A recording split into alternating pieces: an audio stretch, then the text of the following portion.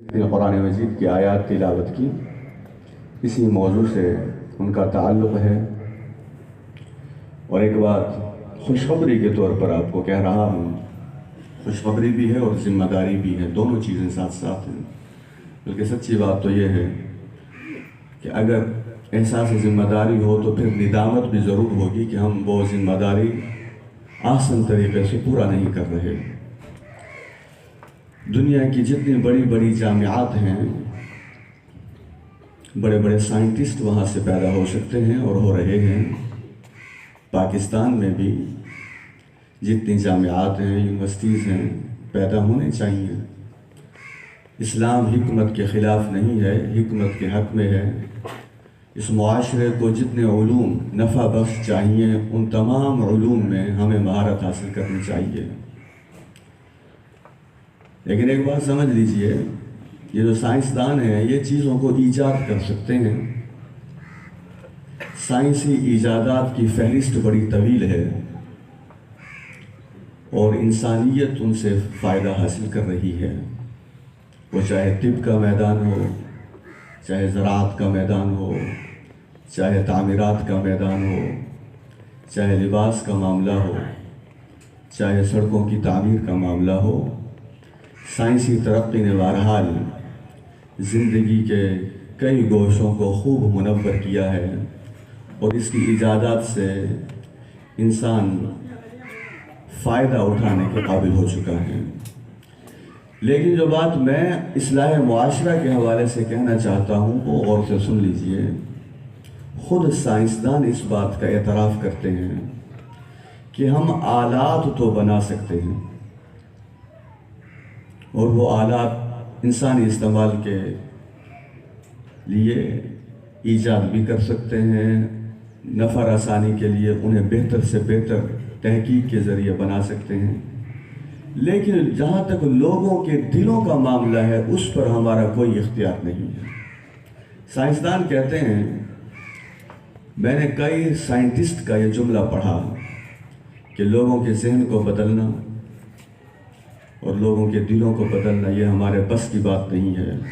لوگوں کے رویوں کو تبدیل کرنا، بد اخلاق کو با اخلاق بنانا، حرام خور کو حلال کی طرف لے کر آنا، خدا کے باغی کو مطیع اور فرما بردار بنانا، متکبر کو عاجزی کے راستے پر ڈال دینا، بے پردہ خاتون کو با پردہ بنانا، زنا کے شوقین کو نکاح کے بندھن میں باندھنا، لڑائی اور جھگڑا کرنے والے کو امن، سکون اور راحت کا باعث بنانا، لوگوں کے مال لوٹنے والے کو لوگوں کے مالوں کا محافظ بنانا، لوگوں کی بیٹیوں کی عزت پر ہاتھ ڈالنے والے کو لوگوں کی عزت کا محافظ بنانا، مساجد کو گرانے والے کو مساجد کی آباد کاری کے لیے تیار کرنا۔ میں ایک واقعہ شروع میں ہی آپ کو بتا دوں، اصلاح معاشرہ کا کام بہت اعلیٰ کام ہے۔ بابری مسجد جب شہید ہوئی تھی، آپ جانتے ہیں، آپ میں سے کئی لوگوں کو وہ دن بھی یاد ہوگا، وہ سال بھی یاد ہوگا۔ بابری مسجد کو شہید کرنے والے جتنے ہندو تھے، ان میں سے ایک ہندو کہتا ہے کہ میں نے مسجد کو تو شہید کیا، اس کی اینٹوں کو اکھاڑا، عمارت کو نقصان پہنچایا، لیکن اس دن کے بعد سکون میری زندگی سے جاتا رہا۔ میں مسلمانوں کے پاس گیا تو مجھے بتائیے یہ جو میں نے غلط کام کیا ہے اب اس کا کیا کفارہ ہو سکتا ہے؟ تو مجھے بتایا گیا کہ اگر آپ اسلام میں داخل ہو جائیں گے تو اللہ تبارک و تعالیٰ اتنے رحمان ہے، وہ آپ کے اس گناہ کو بھی معاف کر دیں گے اور آئندہ کے لیے آپ کو نیکی کے راستے پر استقامت عطا کریں گے۔ اس ہندو نے اسلام قبول کرنے کے بعد جو کام اپنے ذمہ لگایا، وہ شاید پوری مجلس میں بشمول میں بھی آپ کے ساتھ ہوں، ہم میں سے کسی نے وہ کام نہیں کیا ہوگا جو بابری مسجد کو شہید کرنے والے ہندو نے اسلام قبول کرنے کے بعد کیا۔ اس نے کہا کہ میں نے یہ طے کیا کہ اب میری زندگی کا مقصد جو مساجد تعمیر ہو چکی ہیں لیکن ویران ہیں، انہیں اللہ تبارک و تعالیٰ کے بندوں سے آباد کرنا ہے۔ اسلام قبول کرنے کے بعد میں کم و بیش 20 مساجد کو آباد کر چکا ہوں۔ اب آپ خود سوچئے ہمارا یہ آج قرآن کلاس کا چوتھا روز ہے۔ اگر آج ہم سب یہ تہیہ کرتے جائیں، مخدوم پور پوڑا کے شہر یا دیہات کی جتنی مساجد ہیں، ہم ان مساجد میں انشاءاللہ آبادی کو بڑھائیں گے۔ مسلک سے قطع نظر ہم مسجد کو مسلک کی نظر سے نہیں دیکھیں گے، ہم مسجد کو اللہ کے گھر کی نظر سے دیکھیں گے انشاءاللہ۔ جب آپ اس کیفیت میں مسجد کو دیکھیں گے تو پھر مسجد میں لوگوں کو لانا، بلکہ یہاں جو با اثر افراد بیٹھے ہیں میں انہیں کہوں گا وہ اگر چاہیں تو وہ بہت سا ثواب حاصل کر سکتے ہیں۔ میں ایک جگہ ایک اکیڈمی میں گیا، مغرب کی نماز کا وقت تھا، 500 سے 600 اسٹوڈنٹ اس وقت اس اکیڈمی میں پڑھ رہے تھے، کرونا وائرس سے پہلے کے دن کی بات ہے۔ تو اس اکیڈمی کے جو ڈائریکٹر تھے وہ میرے دوست تھے، میں نے ان سے کہا یہ بتائیے مغرب کی نماز کا وقت ہونے والا ہے تو آپ نے طلبہ کی نماز کا کیا بندوبست کیا ہے؟ وہ کہنے لگے عبدالصمد صاحب بس جس نے نماز پڑھنی ہوتی ہے وہ پڑھ لیتا ہے نماز۔ میں نے کہا جس نے کیا پڑھنی ہوتی ہے، نماز تو ہر مسلمان پر فرض ہے۔ پھر میں نے یہ سوال کیا مجھے بتائیے کہ 600-700 اسٹوڈنٹس میں سے کتنے طالب علم ہیں جو اب مغرب کی نماز ادا کریں گے؟ آپ نے جو بندوبست کیا ہوا ہے، آپ کی اکیڈمی میں مجھے کوئی ایسا حال نظر نہیں آ رہا جہاں ان طلبہ کی نماز کی اقامت کے حوالے سے بندوبست ہو سکے۔ وہ کہنے لگے 600-700 میں سے 3-4 نے پڑھنی ہوتی ہے، ان کے لیے ہم نے دفتر میں جائے نماز رکھی ہوئی ہے۔ تصور کیجئے ایف ایس سی کے طالب علم تھے سارے کے سارے، 600-700 ایف ایس سی کے طالب علم جنہیں میرٹ بنانے کی فکر ہے، میڈیکل کا میرٹ بن جائے، نان میڈیکل کا بن جائے۔ ایسے میڈیکل کے میرٹ بنانے والے، نمازوں کو ضائع کرنے والے جب اس فیلڈ میں آئیں گے تو وہ لوگوں کی ہمدردی کا جذبہ ان کے ہاں کیسے پیدا ہوگا؟ میں ایک چیز آپ کو بتاؤں، جس اکیڈمی میں آپ کا بیٹا پڑھتا ہے یا آپ کی بیٹی پڑھتی ہے، اگر ٹیلی فون آئے آپ کو کہ یہ آج آیا تو ہے لیکن اس نے آج فلاں پیریڈ اٹینڈ نہیں کیا اور ویٹنگ روم میں بیٹھا رہا ہے، تو آپ کے تن بدن میں آگ لگ جائے گی کہ میں اپنا سرمایہ خرچ کر رہا ہوں اور یہ سرمایہ کو ضائع کر رہا ہے۔ اور اگر اسی اکیڈمی کے ڈائریکٹر سے یہ ٹیلی فون آئے کہ آپ کے بیٹے نے مغرب کی نماز ادا نہیں کی، عصر کی نماز ادا نہیں کی دوران اکیڈمی، تو اس معاملے کو ہم کتنا لائٹ لیتے ہیں کہ کوئی بات نہیں، سستی ہو جاتی ہے، بچہ ہے یہ ٹھیک ہو جائے گا۔ کیا واقعی اس معاملے کو سستی اور کاہلی کی نظر کرنا چاہیے؟ کیا اس معاملے کو اس انداز میں دیکھنا چاہیے؟ میں یہ بات بالکل واضح انداز میں کہہ دینا چاہتا ہوں، یہ جو اصلاح معاشرہ کا عنوان ہے، اصلاح معاشرہ کا مطلب اصل میں یہ ہے معاشرے کو سدھارنے کی کوشش کرنا۔ یہ جو لوگ ہوتے ہیں، جیسے موسم اب اثر انداز ہو رہا ہے، آپ دیکھیے سردی بڑھتی جا رہی ہے، اب ہمیں اپنا لباس تبدیل کرنا پڑے گا۔ دنیا اللہ تبارک و تعالیٰ نے ایسی بنائی ہے کہ اس میں اگر کوئی آدمی انفرادی زندگی کو درست بھی کر لے اور اجتماعی زندگی کو وہ درست نہ کر سکے یا اجتماعیت کو درست کرنے کی کوشش میں شامل نہ ہو، اسے نقصان اٹھانا پڑے گا۔ میں ایک واقعہ دکھی دل سے آپ کے سامنے رکھ رہا ہوں۔ اسلام آباد کی ایک فیملی ہے، ان کی بیٹی برطانیہ میں لا کی اعلیٰ تعلیم حاصل کرنے کے لیے گئی، وہاں سے اس نے ڈگری حاصل کی۔ تو جب وہاں سے ڈگری مکمل کر کے پہلے دن راولپنڈی کورٹ میں، اب باپ کتنا خوش ہوتا ہے، بھائی کتنے خوش ہوں گے، ہو سکتا ہے وہ لڑکی میرڈ ہو، اس کا شوہر کتنا خوش ہوگا کہ ہماری بیٹی نے اعلیٰ تعلیم حاصل کی ہے اور وہ آج پہلی مرتبہ کورٹ میں پیش ہو رہی ہے۔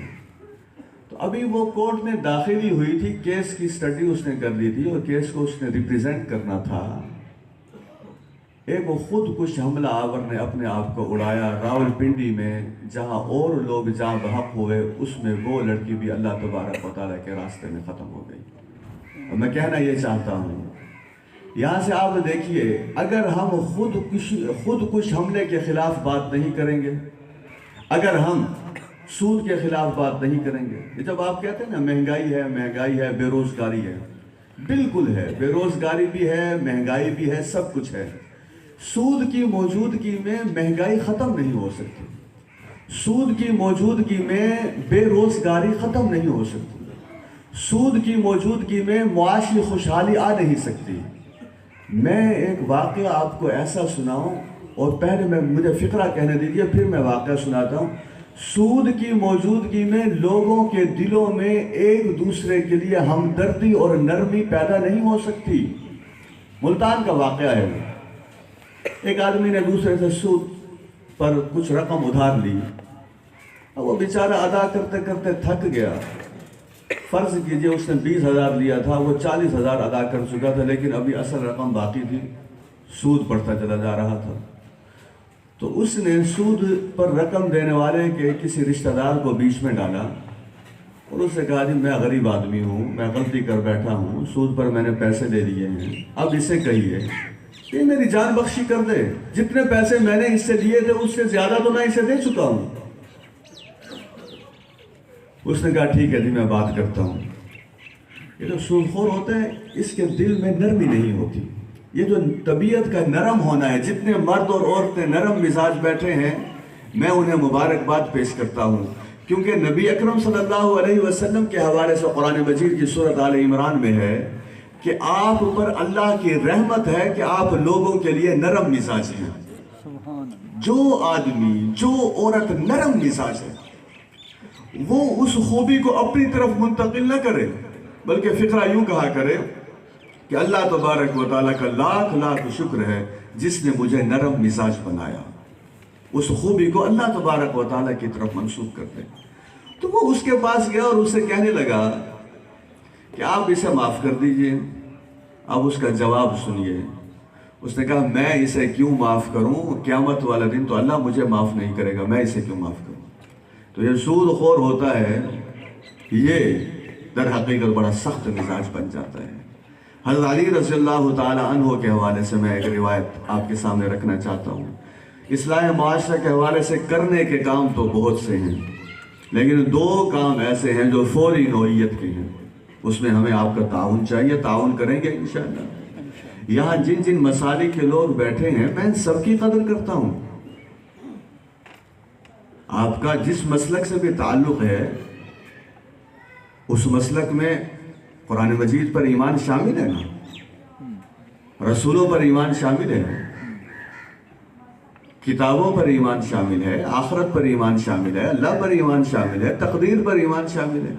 بس کہنا صرف یہ چاہتا ہوں کہ جب سارے مسلک اکٹھے ہو جائیں گے تو اسلام مضبوط ہو جائے گا انشاءاللہ، اور اگر صرف مسلک اپنی اپنی جگہ پر مضبوط ہوں گے تو اسلام کمزور ہو جائے گا۔ ایک سوال میں آپ کے سامنے رکھ رہا ہوں، فوری طور پہ جواب ذرا بلند آواز میں دیجئے گا۔ پاکستان کی اس وقت جو معاشرے کی کیفیت ہے اس میں اسلام طاقتور ہے یا کمزور ہے؟ اب آپ دیکھ لیجئے، تو آپ اسے مضبوط کرنے میں کردار ادا کریں گے انشاءاللہ۔ میں سمجھتا ہوں کہ اگر اتنی کثیر تعداد ہے، دیکھیے اصلاح معاشرے کا کام کوئی ایک فرد کر نہیں سکتا، نہ میں کر سکتا ہوں، نہ سراج الحق صاحب اکیلے کر سکتے ہیں، نہ دیگر علماء اکیلے کر سکتے ہیں۔ مولانا مودودی رحمۃ اللہ علیہ نے فرمایا تھا کہ جب تمام جماعتوں میں اخلاص پیدا ہو جائے گا تو پھر ساری جماعتیں اکٹھی ہو جائیں گی اور دین اسلام پاکستان میں غالب آ جائے گا انشاءاللہ۔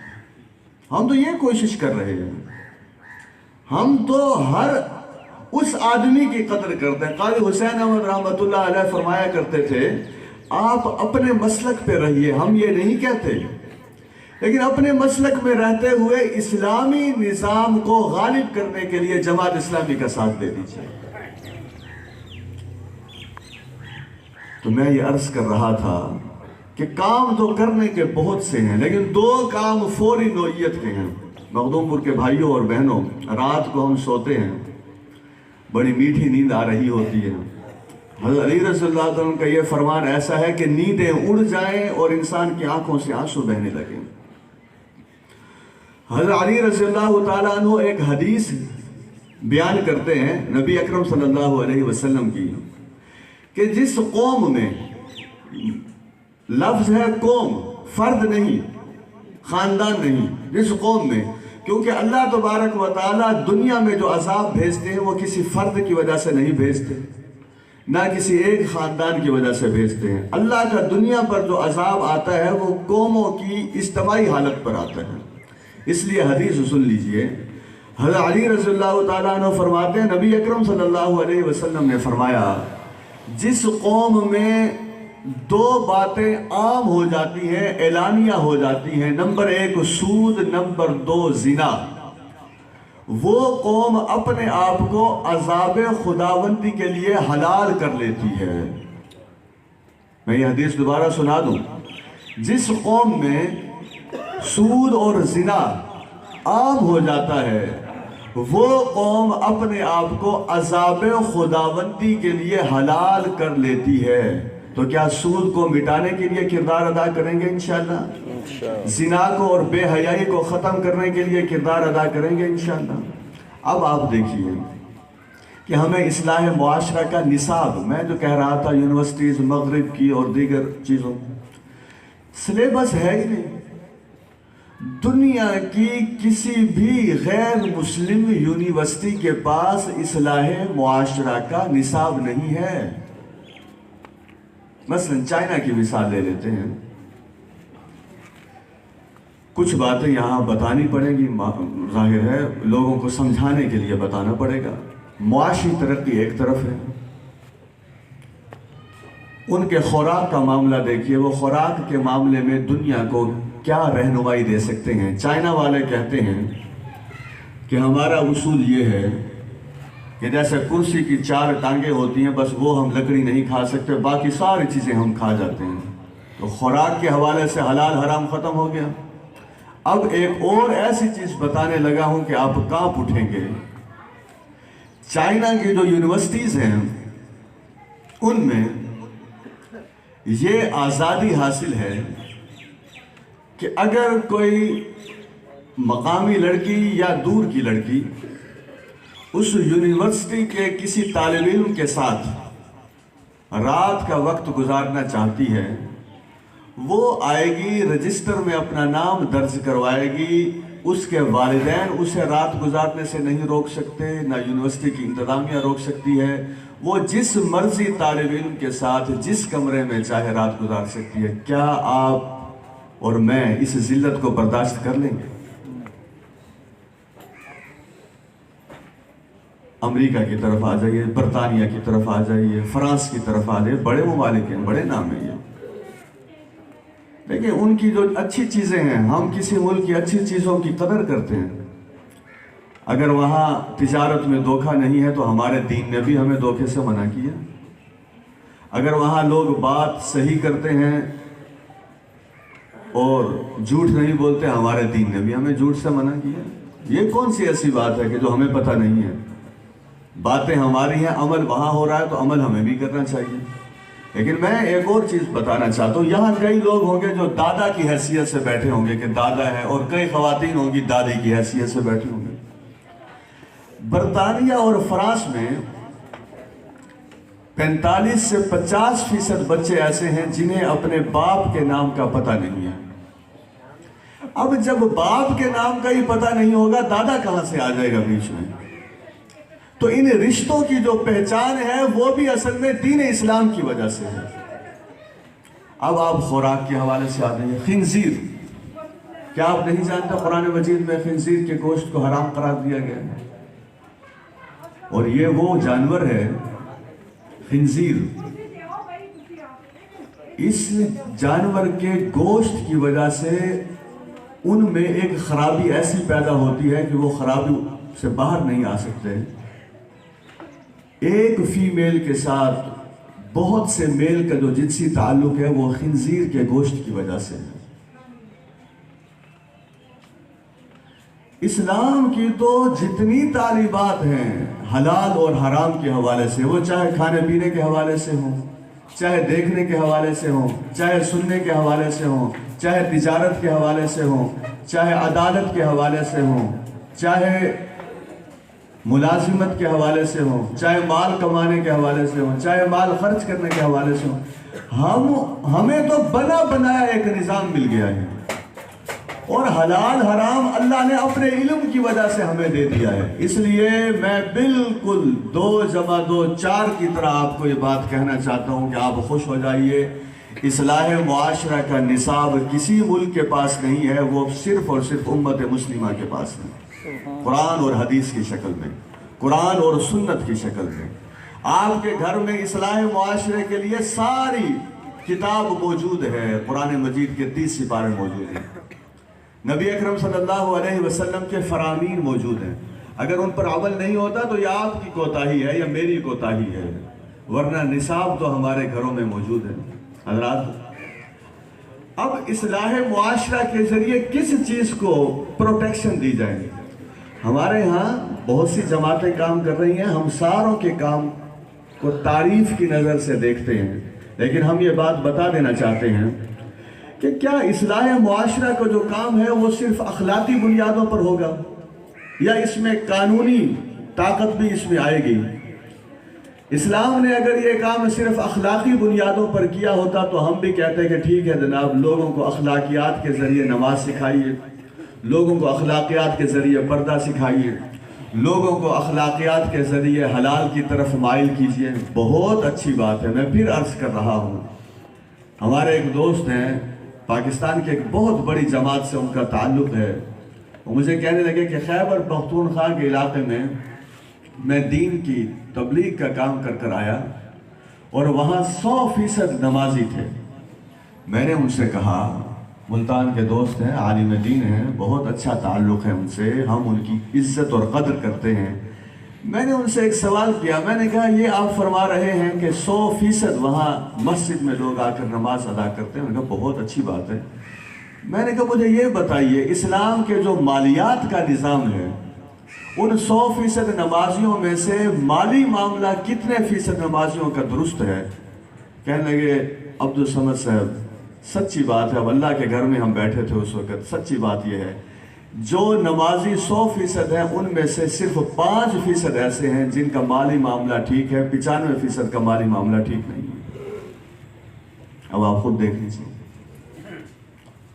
ایسی نماز جو انسان کو سود سے نہ روک سکے، ایسی نماز جو انسان کو رشوت سے نہ روک سکے، ایسی نماز جو انسان کو گالی سے نہ روک سکے، ایسی نماز جو انسان کو بے حیائی سے نہ روک سکے، ایسی نماز جو انسان کو فرقہ واریت سے نہ روک سکے، ایسی نماز جو انسان کے دل میں وسعت پیدا نہ کر سکے، ایسی نماز جو ہمسائیگی کے حقوق کے خیال کے حوالے سے انسان کو تیار نہ کر سکے، ایسی نماز جو انسان کو عاجزی کے راستے پر نہ ڈالے، ایسی نماز جو والدین کا فرما بردار نہ بنا سکے، ایسی نماز جو بہترین بیوی نہ بنا سکے، ایسی نماز جو بہترین شوہر نہ بنا سکے، ایسی نماز جو بہترین معلم نہ بنا سکے، ایسی نماز جو بہترین شاگرد نہ بنا سکے، مجھے بتائیے ایسی نماز کیا قبر کو منور کر دے گی؟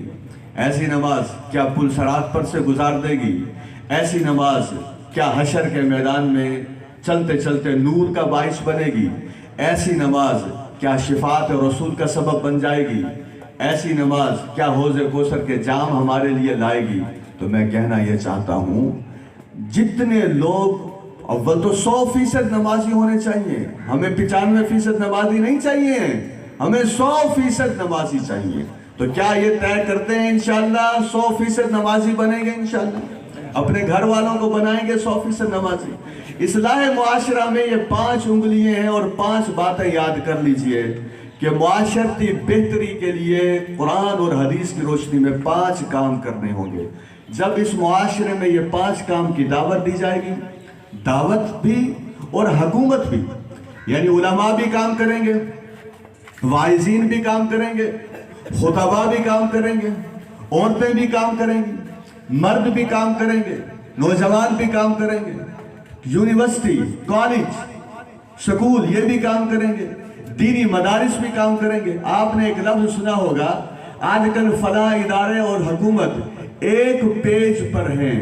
میں اسی لفظ کے ذریعے یہ کہنا چاہتا ہوں کہ برائی کیا ہے اور نیکی کیا ہے۔ ہم سب پاکستان والوں کو ایک پیج پر آ جانا چاہیے۔ جب تعلیمی ادارہ، یعنی آپ تصور کیجئے پاکستان میں ایسے ایسے تعلیمی ادارے ہیں، میں نام نہیں لینا چاہتا اس وقت، آپ کیا مسجد کا امام بتائے گا کہ ڈانس نہیں کرنا چاہیے؟ ان تعلیمی اداروں میں ڈانس سکھایا جاتا ہے۔ آپ کے گھر میں تعلیم یہ ہوگی کہ سر کے بال چھپے ہونے چاہیے، اس پر دوپٹہ ہونا چاہیے۔ ان تعلیمی اداروں میں ایسے استاد اور ایسی استانیاں ہیں جو آپ کے بچوں کو کہتے ہیں کہ یہ کیا پینڈو بنے ہوئے ہو کہ تم نے دوپٹہ پہن لیا ہے، ہیں وہ مسلمان؟ میں کسی مصلحت کی خاطر نام نہیں لے رہا تعلیمی اداروں کے، میں صرف یہ کہنا چاہتا ہوں کیا ساروں کو ایک پیج پر آ جانا چاہیے؟ ایک پیج پر آئیں گے تو یہ کام ہو سکے گا۔ یوں سمجھ لیجئے کہ مدارس، میں مدارس کے بارے میں بھی کہنا چاہتا ہوں، یہ مدارس میں پڑھنے والے طالب علم، مدارس کے حفاظ، مدارس کے قراء، مدارس کے جو محتمم ہیں، یقین جانیے یہ اسلامی نظام کی سرحدوں کی حفاظت کر رہے ہیں۔ مدارس کو یونیورسٹی کے خلاف نہیں ہونا چاہیے، یونیورسٹی والوں کو مدارس کے خلاف نہیں ہونا چاہیے۔ وہاں بھی مسلمان ہیں، وہاں بھی مسلمان ہیں، ساروں کو مل کر، مردوں اور عورتوں کو مل کر اصلاح معاشرہ کا کام کرنا چاہیے 5 چیزوں کو محفوظ کرنے کے لیے۔ کون سی 5 چیزیں؟ نمبر 1، پروٹیکشن آف ریلیجن، مذہب کی حفاظت، سب سے پہلا کام ہے دین کی حفاظت۔ نمبر 2، پروٹیکشن آف لائف، جان کی حفاظت۔ میں ساتھ ساتھ آپ سے پوچھتا جاتا ہوں کیا ہم پاکستان کو ایسا معاشرہ بنا سکے ہیں جس میں جانیں محفوظ ہوں؟ Number 3، protection of wealth and property, جان اور مال کی حفاظت۔ اب یہ کیسے ہوگا؟ کیا صرف اخلاقی طور پر کہنے سے ہو جائے گا؟ نہیں، جو قرآن مجید کے دین کی حفاظت کے لیے احکامات ہیں، واعظین نصیحت کے ذریعے لوگوں کو بتائیں گے۔ حکومت کا کام کیا ہے؟ الذین ان مکناہم فی الارض اقاموا الصلاة وآتوا الزکاة وامروا بالمعروف ونہوا عن المنکر وللہ عاقبۃ الامور۔ عبدالصمد ملتان سے آ کر درس قرآن نہیں دے گا، مخدوم پور پہوڑا کا MNA یہاں اصلاح معاشرہ کے لیے درس قرآن دے گا۔ آپ کے منسٹر کو یہاں آنا ہوگا، آپ کے پرائم منسٹر کو یہ بات کرنا ہوگی۔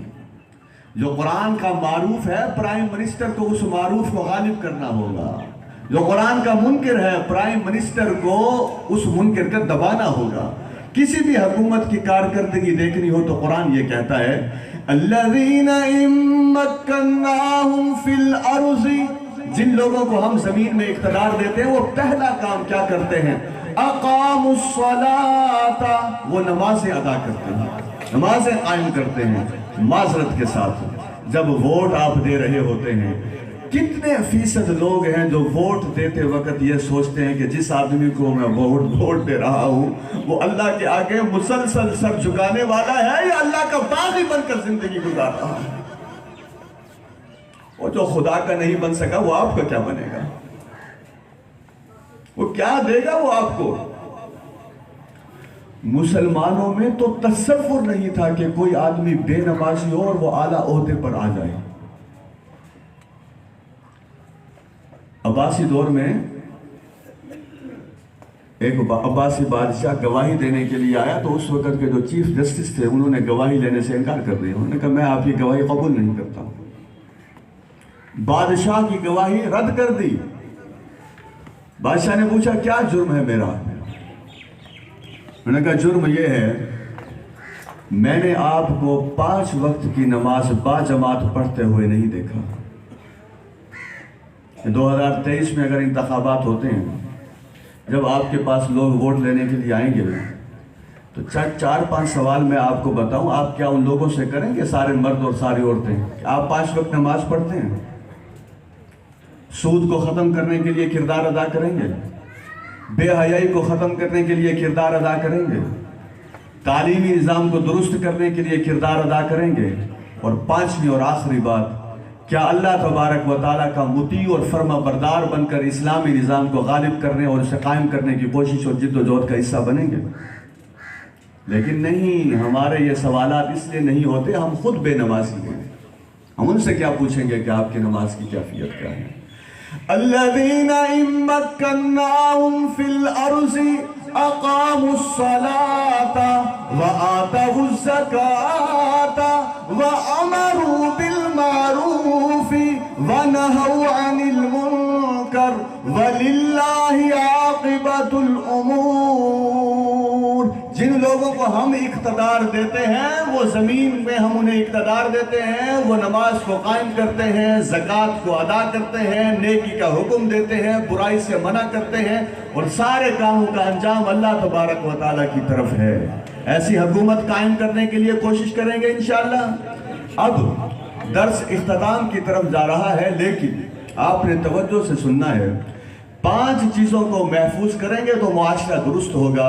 نمبر 1، حفاظت دین، جتنے دینی احکامات ہیں انہیں غالب کیجیے۔ نمبر 2، حفاظت جان۔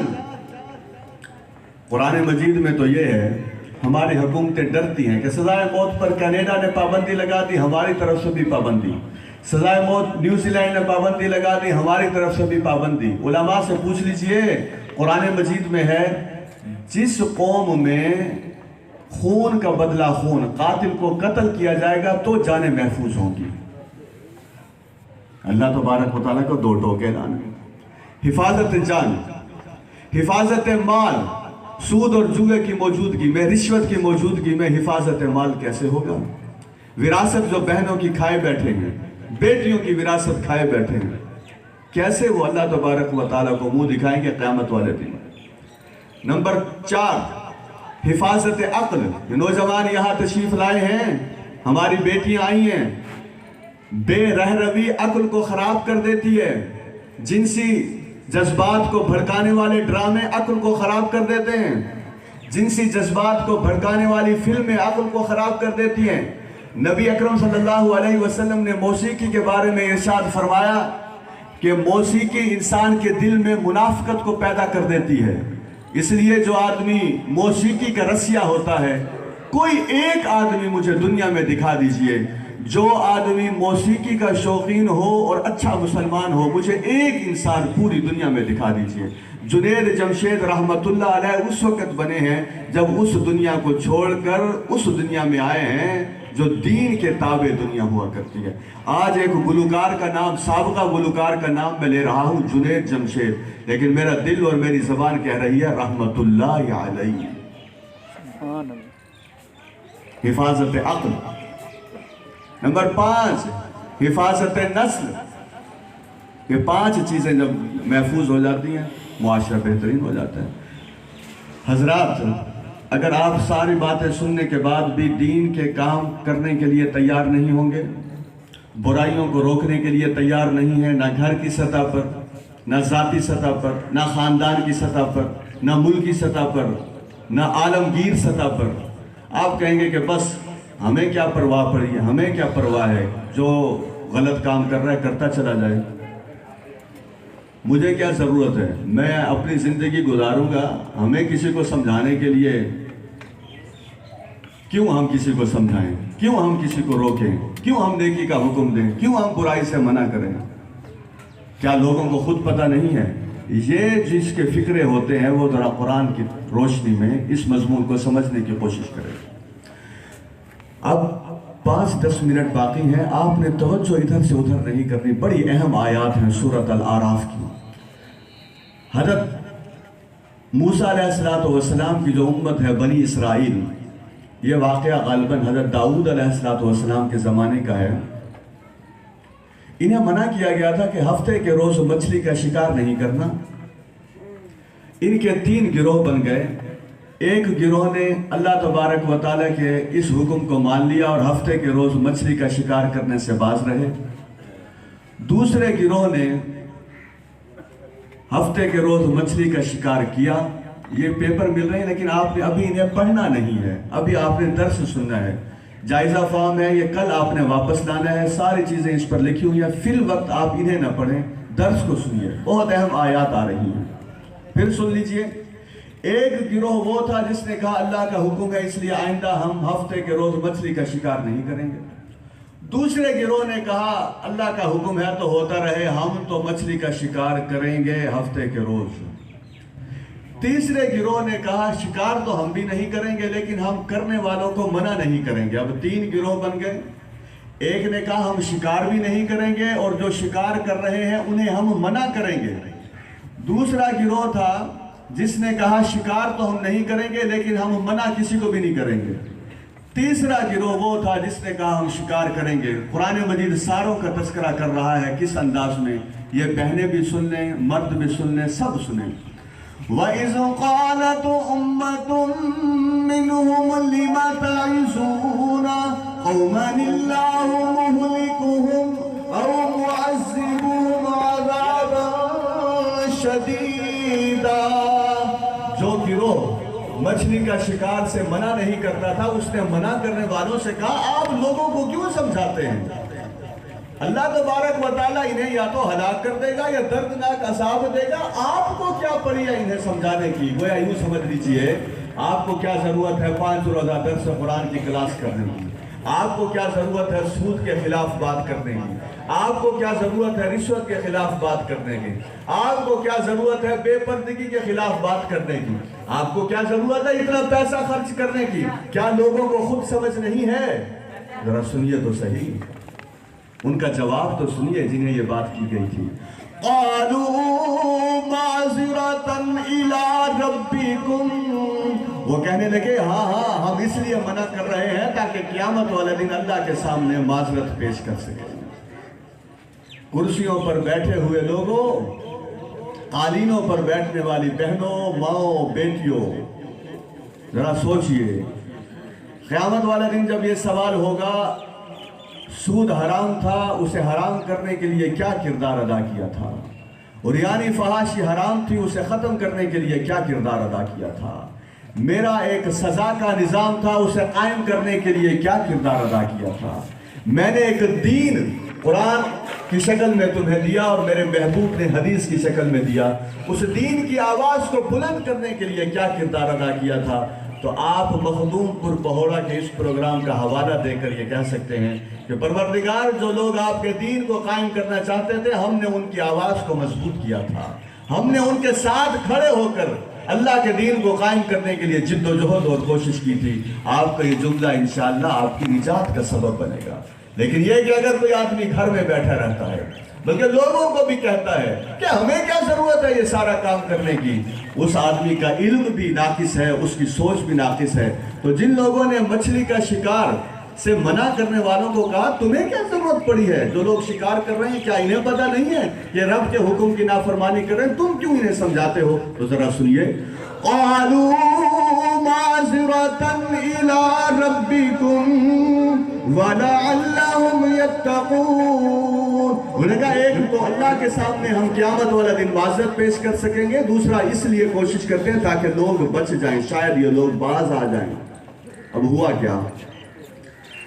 جب کسی فرد کی تباہی آتی ہے تو اگلی آیت غور سے سنیے گا۔ کیسے پتہ لگتا ہے کہ اب یہ فرد تباہ ہونے والا ہے؟ کیسے پتہ لگتا ہے اب یہ خاندان ختم ہونے والا ہے؟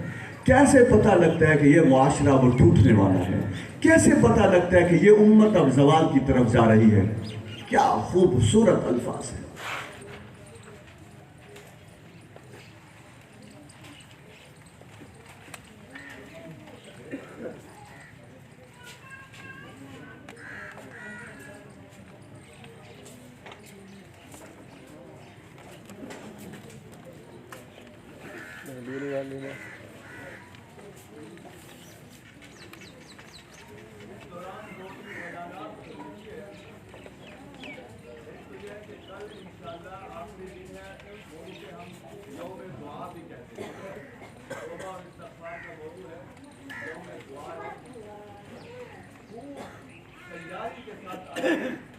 پروردگار کے ہاں انشاءاللہ اپنی ساری سزائیں رکھیں گے اور اس کی رحمت سے امید ہے ذاتی معاملات سے لے کر کل معاملات قانونت کے معاملات تک انشاءاللہ رحمت سے نوازے گا اور مخلوق کو تھوڑا نشار اور ملافات کو خوب دعوت دیجیے۔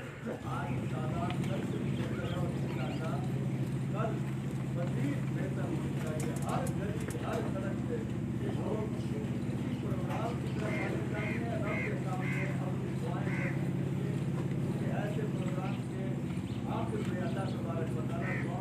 फरमाते हैं। इसी तरीके से दूसरी गुजारिश ये है कि कल 7:30 बजे की बजाय प्रोग्राम 8 बजे तक जाएगा। कुछ हमारे दोस्त और भी हैं जो आपके सामने जमात इस्लामी की दावत भी रखेंगे इंशाअल्लाह। बस ये 2 बातें मैंने आपके सामने अर्ज करना थी, एक टाइमिंग के हवाले से और दूसरा दुआ के हवाले से। कल के दिन को हम यौम दुआ समझते हैं। तौबा और इस्तगफार पर इंशाअल्लाह लेक्चर होगा, गुफ्तगू होगी, दर्स कुरान होगा। अब ज़रा सुनिए, मैं अर्ज़ कर रहा था कैसे पता लगता है कि कोई शख्स तबाही की तरफ जा रहा है, चाहे मर्द है चाहे औरत है। फलम्मा नसू मा ज़ुक्किरू बिही, जब उन्हें अल्लाह की तरफ से नसीहत जो की गई थी उन्होंने उस नसीहत को भुला दिया।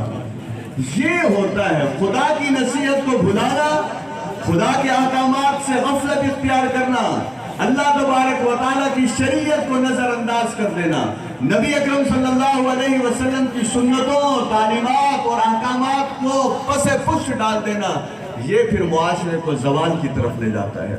फलम्मा नसू मा ज़ुक्किरू बिही अंजयना अल्लज़ीना यनहौना अनिस्सूइ व अख़ज़ना अल्लज़ीना ज़लमू बिअज़ाबिन बईसिन बिमा कानू यफ़्सुक़ून। दिन एक ही होता है, एक के लिए यौम निजात होता है और दूसरे के लिए यौम हलाकत होता है। तो क़यामत का दिन होगा, किसी के लिए यौम फलाह होगा और किसी के लिए यौम खुसरान होगा। दिन तो एक ही था। मुफस्सिरीन लिखते हैं 20 से 70,000, कुछ तो कहते हैं 70,000 लोग थे जो मछली का शिकार किया करते थे।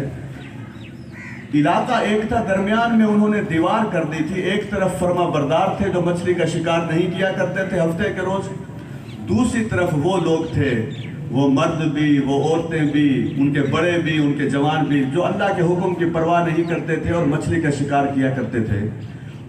अल्लाह तबारक व तआला ने मछली का शिकार ना करने वालों को उस दिन निजात दे दी और मछली के शिकार करने वालों को उनकी जुल्म की वजह से पकड़ लिया।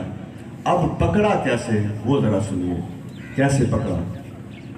फलम्मा अतौ अम्मा नुहू अन्हु क़ुलना लहुम कूनू क़िरदतन ख़ासिईन। जब हमारी नाफरमानी में वो लोग हद से बढ़ गए तो फिर हमने हुक्म दिया जलील बंदर बन जाओ। अब सुन लीजिए अपने कानों से, इस्लाह मुआशरा का काम करने वाले कामयाब हो गए, इस्लाह मुआशरा में रुकावट बनने वाले जलील बंदर बन गए। कैसे पता लगा कि वो बंदर बन गए? थे तो रिश्तेदार, ये सारे एक ही कौम के अफराद थे। रात को जब सोए तो इस कौम की आवाज़ें नहीं आ रही थी। उन्होंने देखा कि आवाज़ें नहीं आ रही हैं, देखा औरतें बंदर बन चुकी हैं। हालांकि औरतें तो शिकार नहीं करती होंगी। मैं कभी सोचता हूँ कि औरतों का क्या कसूर था। औरतें शिकार तो नहीं करती होंगी मछली का हफ्ते के रोज़, लेकिन उन औरतों को खूब पता था कि आज मेरा खाविन जो कमा कर ला रहा है वो हलाल का नहीं है, हराम का है। उन औरतों को खूब पता था, बेटियों को पता था कि बाप जो ला रहा है वो हराम है, हलाल नहीं है। जिस घर में हराम ज़राए से लोग पल रहे हैं, उनकी कोठियाँ, उनके बंगले, उनकी खुराकें, उनके लिबास, उनकी गाड़ियाँ, हमें गाड़ियों से कोई गर्ज नहीं है। अगर अल्लाह ने दिया है अच्छा मकान बनाइए, अच्छी गाड़ी लीजिए, अच्छा लिबास पहनिए, अच्छी खुराक इस्तेमाल कीजिए। लेकिन अगर आप हराम पर पल रहे हैं तो फिर पेश की खतरा है। हराम खाने वाली बीवी, हराम खाने वाली बेटी, हराम खाने वाली बहू, हराम खाने वाली सास, हराम खिलाने वाला दामाद, हराम खिलाने वाला ससुर, हराम खिलाने वाला बाप, हराम खिलाने वाला भाई, हराम खिलाने वाला बेटा। ये हदीस कान खोल कर सुन लीजिए। नबी अकरम सल्लल्लाहु अलैहि वसल्लम ने फरमाया, जो जिस्म हराम पर पल रहा होता है वो जहन्नुम की आग में जलने के काबिल है। मुझे खतरा है कि कोई जिना कर रहा हो, उस वक्त उस कैफियत के बाद वो जलील बंदर न बन जाए। मुझे इस बात का खतरा है कि कोई बड़े बड़े गुनाहों में हाथ डाल रहा हो और वो उस गुनाह में मसरूफ़ हो और अल्लाह तबारक व तआला का गुस्सा उस आदमी को जलील बंदर की हैसियत में तब्दील न कर दे।